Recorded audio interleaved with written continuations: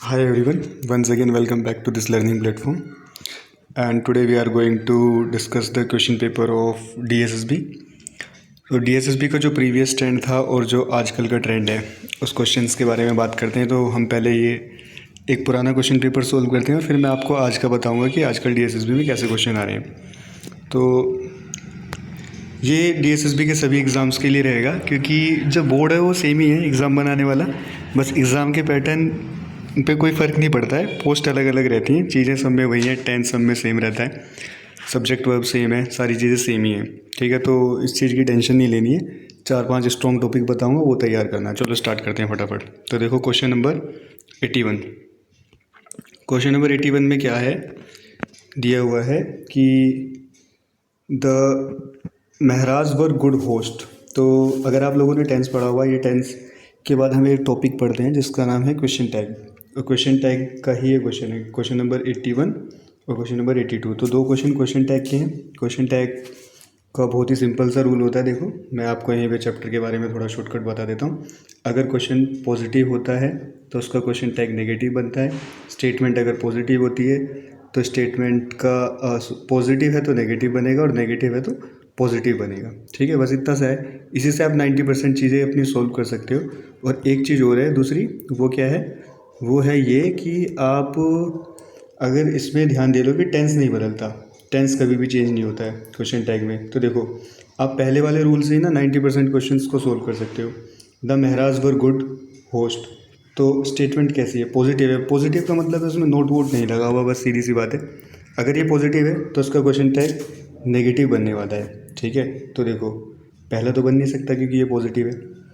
अब ये तीन बचते हैं, तीन नेगेटिव हैं। The Maharaj were good host, और टेंस चेंज नहीं होता तो आर वाला भी नहीं बनेगा। ये भी कट गया, ये भी कट गया। अब क्या बने, क्या बचता है इसमें, वरेंट दे और वॉजेंट ही।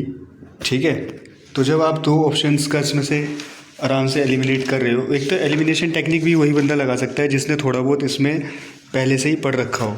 ठीक है, तो आप लगा दोगे वरेंट दे, क्योंकि महराज यहाँ पे प्लूरल था इसलिए यहाँ पे भी प्लूरल ले लेंगे, इसको काट देंगे। ठीक है, तो ऐसे क्वेश्चन टैग कर सकते हैं। देखो जैसे कि ये है, इसमें स्टेटमेंट पहले से ही नेगेटिव दी हुई है, सी हैज़ेंट रिकवर्ड, तो मैं क्वेश्चन टैग क्या देखूंगा, पॉजिटिव देखूंगा। पॉजिटिव देखने के लिए तो पहला वाला तो नेगेटिव, नेगेटिव नेगेटिव में चेंज नहीं होता।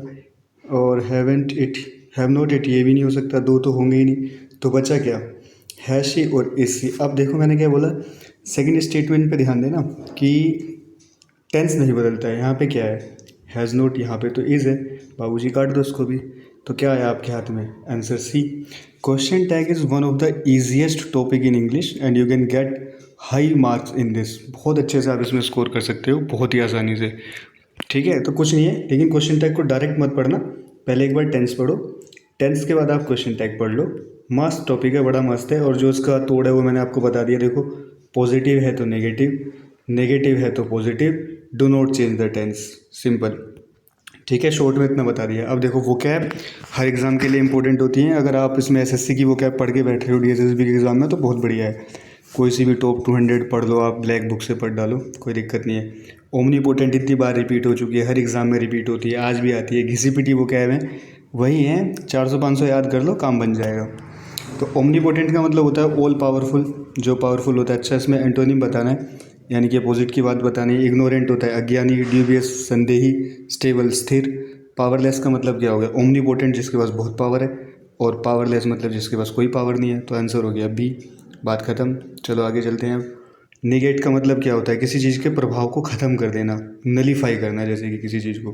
ठीक है, ख़त्म कर रहे हैं। अब ऐड का मतलब तो जोड़ना आता है, अफर्म मतलब दावा करना होता है, प्रोमिस मतलब वादा करना है। कम कर रहे हो, निगेट मतलब डिनाई कर रहे हो किसी चीज़ को। ठीक है, नेगेटिव वर्ड है दोनों के दोनों ही। तो इस तरीके से आप बहुत आसानी से, वोकैब देखो कभी नहीं बदलती, जो पहले आती थी वही आज भी आती है। प्रीवियस ईयर की कोई सी भी उठाओ, टॉप 200 वोकैब कर लो, बात बन जाएगी। अब देखो इसमें बात करते हैं और क्वेश्चंस की। वोकैब इंपॉर्टेंट है भाई, हमेशा से ही इंग्लिश के पेपर में वोकैब इंपॉर्टेंट रहती है। उसका रीज़न बहुत सिंपल है कि इससे आप एंटोनिम कर सकते हो, सिनोनिम्स कर सकते हो, सारी चीज़ें इससे आप कर सकते हो। देखो ये एल्यूसिडेट, एल्यूसिडेट का मतलब क्या होता है, बिल्कुल क्लियर, साफ सुथरा होना। इंटेंसीफाई मतलब होता है किसी चीज़ को तेज करना, जैसे कि हमारी आर्म फोर्सेज हैं। आर्म फोर्सेज ने क्या किया, आतंकवादी जो एक्टिविटी कर रहे थे तो अपने एक्शन को इंटेंसिफाई कर दिया, यानी कि तेज कर दिया और बढ़ा दिया। इंटेंसिफाई मतलब होता है बढ़ाना, स्ट्रेंथ मतलब होता है किसी को ताकत देना, शार्पन होता है नुकीला, इंटेंसिफाई तेज, एल्यूसिडाइड मतलब मैंने बता ही दिया एकदम क्लियर। और इसका एक सिनोनिम होता है ल्यूसिड, ल्यूसिड मतलब भी होता है क्लियर। ठीक है भाई। अपोजिट हो जाएगा इसका ओपेक, ओपेक मतलब क्या होता है धुंधला। तो ऐसे याद कर लो, वो क्या बहुत इंपॉर्टेंट है, फिर बता रहा हूँ। इससे सिनोनिम कर सकते हो, एंटोनिम कर सकते हो, वन वर्ड सब्स्टिट्यूशन कर सकते हो, सारी चीज़ें सोल्व हो जाएंगी। तो क्लेरिफाई लगा के आगे जाओ। अब देखो डेफर, डी ई इंग्लिश में नेगेटिव वर्ड्स को बताता है। डी ई, जहाँ कहीं डी ई से कोई वर्ड शुरू हो रहा है तो समझ जाइए आप कि ये एक नेगेटिव वर्ड है। अब देखो इसके आगे D E S T R O Y, destroy मतलब किसी चीज़ को ख़त्म करना। D E N Y, deny मना करना।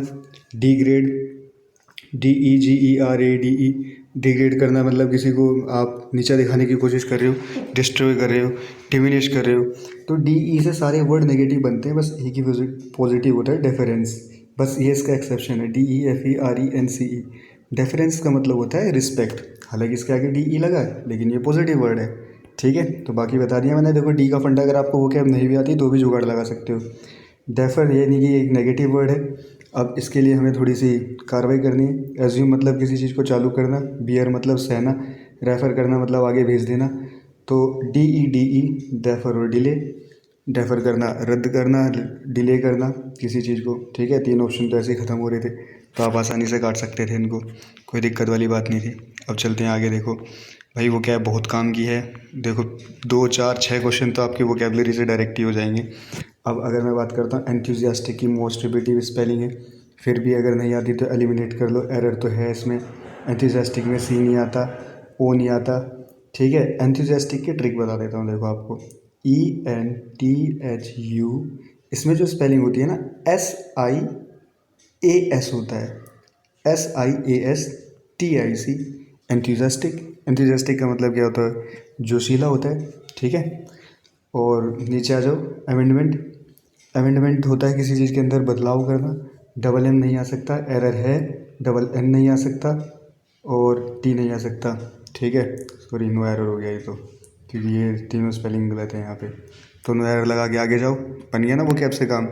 अच्छा, अभी हाल फिलहाल में ही DSSB के जस्ट रिसेंट बिल्कुल लेटेस्ट एग्ज़ाम में जो अभी चल रहा है GSA VSA का, तो इसमें वैक्यूम की स्पेलिंग पूछी थी, VACCUM, vacuum, VACUM, vacuum, VACUUM, vacuum. ठीक है, तो जनरली बच्चों को क्या लगेगा कि यार वैक्यूम की स्पेलिंग तो भाई ये वाली सही लग रही है बिल्कुल ही, VACCUM, हम बचपन से ही पढ़ते हुए आते हैं, आदत लगी हुई है इसकी। लेकिन ये नहीं है मित्रों, वैक्यूम की स्पेलिंग होती है VACUUM, चाहे तो गूगल करके देख लेना, पर हमारे दिमाग में ये रटी हुई होती है, ये जो कि बिल्कुल गलत है। VACUUM ऐसे करना है आपको। अब देखो आगे आ जाओ।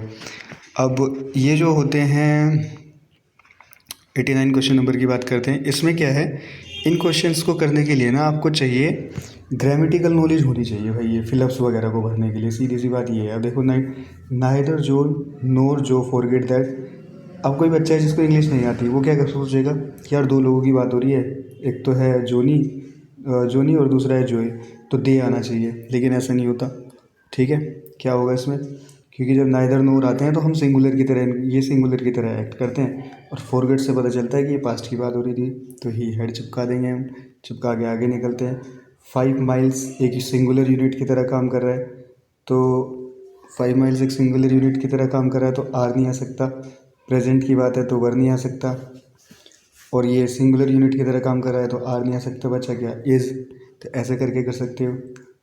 अब देखो 91 में, if you need a coat you will have to buy some coat थोड़ी खरीदोगे, एनी कोट थोड़ी खरीदोगे, इट नहीं, वन बाय वन। ठीक है, अगर आपकी थोड़ी रीडिंग कॉम्प्रिहेंशन भी सही है ना, तो इन क्वेश्चंस को तो आप मार सकते हो। रीडिंग कॉम्प्रिहेंशन प्लस ग्रामर, तभी बात बनेगी, नहीं तो बात नहीं बनने वाली इसमें।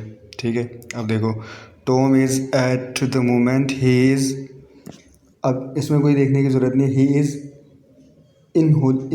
इज़ ऑन हॉलीडे होता है। ठीक है, स्कूल में जब डायरी वायरी लिखते थे उसमें भी ऑन करके बताते थे ना, ऑन। अब देखो इन सारे क्वेश्चंस की फटाफट ट्रिक बता देता हूँ। ट्रिक क्या है, ग्रामर ही है, बेसिक सी बात है, अगर आपने ग्रामर पढ़ा है तो ही बात बन पाएगी। आई सो जैक जब किसी छोटी चीज़ की बात होती है, जैसे कि यहाँ पे लिखा हुआ है कंसर्ट, या कोई फिक्स इवेंट होता है, स्मॉल चीज़ों के साथ हम एट लगाते हैं इंग्लिश में, और बड़ी चीज़ों के साथ इन। जैसे कि मैं बोलूँगा आई लिव एट सरिता विहार इन दिल्ली। सरिता विहार छोटी यूनिट है, या छोटे छोटे इवेंट हो गए उनके साथ एट लगता है, बड़ी बड़ी जगहों के साथ इन लगता है। रट्टा मार दो तो इन नहीं होगा, ओन नहीं होगा, फोर नहीं होगा, एट लगा के आगे चलो। आई एम गोइंग, ये तो देखो जनरली है, क्या होता है in the end of January, in the end direct ही लगा सकते हो, ना एट ना ओन ना कुछ, हटाओ सीधा लगा के आगे जाओ। अब देखो ये वाला क्वेश्चन थोड़ा लफड़े वाला है, इसमें ना थोड़ा गलत जो आंसर की है, आंसर की में भी गलत था। अगर आप इसको रिव्यू करना चाहो तो कर सकते हो, बाकी मैं इसको समझा देता हूँ। देखो सिस्टम क्या है इसमें कि वी आर गुड फ्रेंड्स, हम अच्छे दोस्त हैं। We each other for a long time, हम बहुत लंबे समय से जान रहे हैं। हालांकि आंसर की में डी दिया है लेकिन गलत है, ये डी नहीं होगा। रीज़न उसका देखो क्या है, अब इसमें टाइम की बात है, ये for a long time, since, जब फॉर और सिंस आ जाता है तो हम हैव बीन का इस्तेमाल करते हैं। लेकिन चक्कर क्या है कि नोइंग जो है ना स्टैटिक वर्ब है, इसका आईएनजी में हम यूज़ नहीं कर सकते। स्टैटिक वर्ब्स की एक लिस्ट दूंगा जो आईएनजी के साथ यूज़ नहीं हो सकती, जैसे बिलीविंग नहीं हो सकता, टेस्टिंग नहीं हो सकता, ठीक है। तो नोइंग नहीं होगा। अगर ये कट गया, ये कट गया, न्यू, क्योंकि प्रेजेंट की बात हो रही है, ऊपर प्रेजेंट है, और प्रेजेंट की बात है तो न्यू नहीं हो सकता, पास्ट है। तो क्या हो जाएगा, हैव बीन नोइंग को ही हम एक दूसरे स्ट्रक्चर की हेल्प से हैव नोन लिख सकते हैं। तो उसका सही आंसर बी होगा। ठीक है, चलो आगे चलते हैं, फटाफट ख़त्म करते हैं इसको। और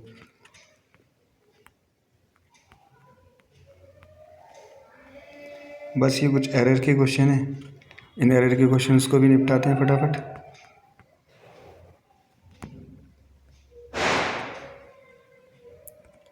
एक तो ये बच्चे हैं यहाँ के शोर मचाते रहते हैं।